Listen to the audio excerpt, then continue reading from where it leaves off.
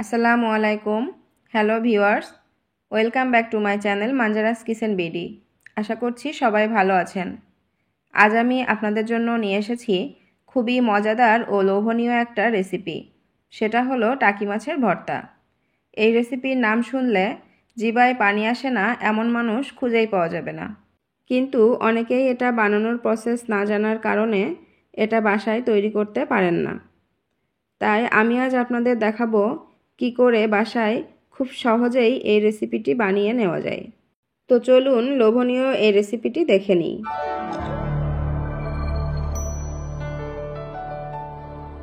আজ আমি 2টা টাকি মাছের ভর্তা করে দেখাবো। তার জন্য আমি 2টা বড় সাইজের টাকি নিয়েছি।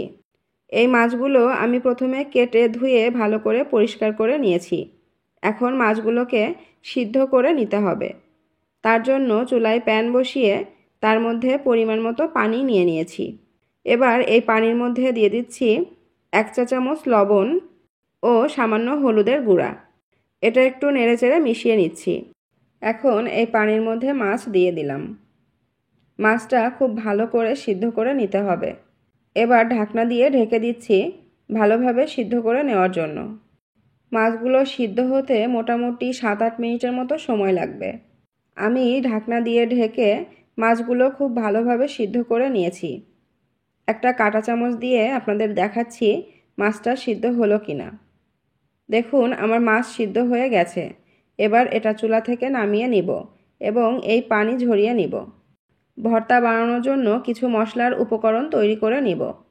তার জন্য চুলায় প্যান বসিয়ে শুকনো প্যানে প্রথমে দিয়ে দিচ্ছি 3টা শুকনা মরিচ।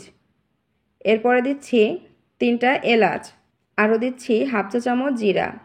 এগুলো খুব সুন্দরভাবে নাড়তে থাকব। এগুলো অল্প আঁচে একটু ভাজি করে নিব। এই উপকরণগুলো টেলে নেওয়া শেষ। এখন আলাদা একটা পাত্রে নামিয়ে রেখে দিব। এবার আমি মাছগুলো বেছে নিব। এই মাছের কাঁটা খুব সাবধানে ভালোভাবে বেছে নিতে হবে। এভাবে হাতের সাহায্যে আমি কাঁটাগুলো একে একে বেছে নিচ্ছি। ভিউয়ার্স, এমন লোভনীয় ও মজাদার রেসিপি আরও দেখার জন্য মনে করে অবশ্যই আমার চ্যানেলটি সাবস্ক্রাইব করে পাশে থাকা বেল বাটন প্রেস করে দিবেন পরবর্তী ভিডিও নোটিফিকেশন সবার আগে আপনি পাওয়ার জন্য। টাকি মাছে কাটার পরিমাণ বেশ ভালোই থাকে, এজন্য এটা একটু সময় নিয়ে সাবধানে ভালোভাবে বেছে নিতে হবে, না হলে পরে কাটা গলায় আটকানোর সম্ভাবনা থাকে। দেখুন আমার মাছের কাটা বাছা শেষ। এখন এগুলা চুলায় ভেজে নিতে হবে। তার জন্য চুলায় প্যান বসিয়ে সয়াবিন তেল দিয়ে দিয়েছি। তেলটা গরম হয়ে আসলে এর মধ্যে একে একে মাছগুলো দিয়ে দিলাম। এই মাছগুলো একটু ভালোভাবে ভেজে নিতে হবে, তাহলে ভর্তার টেস্টটা বেশি ভালো আসবে। নিচের পাশ ভাজা হয়ে গেলে উল্টে দিব অপর পাশ ভাজার জন্য। আমার হাজব্যান্ড এই টাকি মাছের ভর্তা এত বেশি পছন্দ করেন যে যখন এটা বাসায় তৈরি করি তার আর অন্য খাবারের কথা মাথায়ই থাকে না। দেখুন আমার মাছগুলো পুরোপুরিভাবে ভাজা শেষ। এখন এটা আমি আলাদা একটা পাত্রে নামিয়ে নিচ্ছি। এবার এই তেলের মধ্যে দিয়ে দিচ্ছি পেঁয়াজ কুচি ও কিছু রসুন কুচি। এই রসুন কুচি অথবা থেতলো করে নিলেও হবে। এখন এগুলো খুব ভালোভাবে নাড়তে থাকবো। এই পেঁয়াজ ও রসুন খুব সুন্দরভাবে ভেজে নিতে হবে। পেঁয়াজ রসুনগুলা ভাজা শেষ। এখন এটা আলাদা পাত্রে উঠিয়ে নিব। এবার চলে এলাম ভর্তা মাখানোর পর্বে। এখানে আমি এটা শিলপাটাতে পিষে ভর্তাটা তৈরি করব। এখানে আমি প্রথমে শুকনো মশলাগুলো দিয়ে দিলাম। এগুলো খুব ভালোভাবে মিহি গুঁড়া করে নিব। এরপর দিয়ে দিচ্ছি ভেজে রাখা পেঁয়াজ রসুনগুলো। এগুলো খুব ভালোভাবে বেটে নিতে হবে।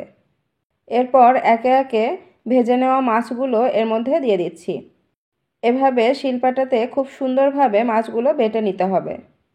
এই ভর্তা অবশ্য চাইলে হাত দিয়েও মাখানো যায়, তবে শিলপাটাতে করে নিলে এটার উপকরণগুলো খুব ভালোভাবে মিশে যায় এবং এটা খেতেও অনেক বেশি টেস্টি হয়।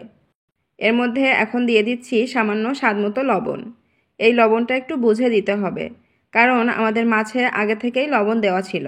এবার এগুলো আরেকটু মিশিয়ে শিলপাটাতে আরও ভালোভাবে এটা একটু পিষে নিতে হবে।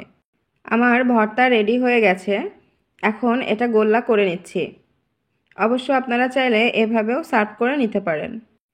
দেখুন ভিউয়ার্স, টাকি মাছের ভর্তা কত লোভনীয় দেখাচ্ছে এবং অসাধারণ একটা ফ্লেভার বের হচ্ছে।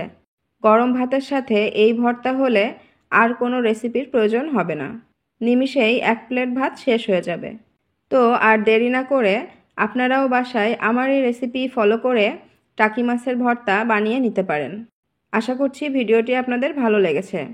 শেষ পর্যন্ত আমাদের সাথে থাকার জন্য ধন্যবাদ। ভালো থাকবেন, সুস্থ থাকবেন, স্বাস্থ্যকর খাবার খাবেন।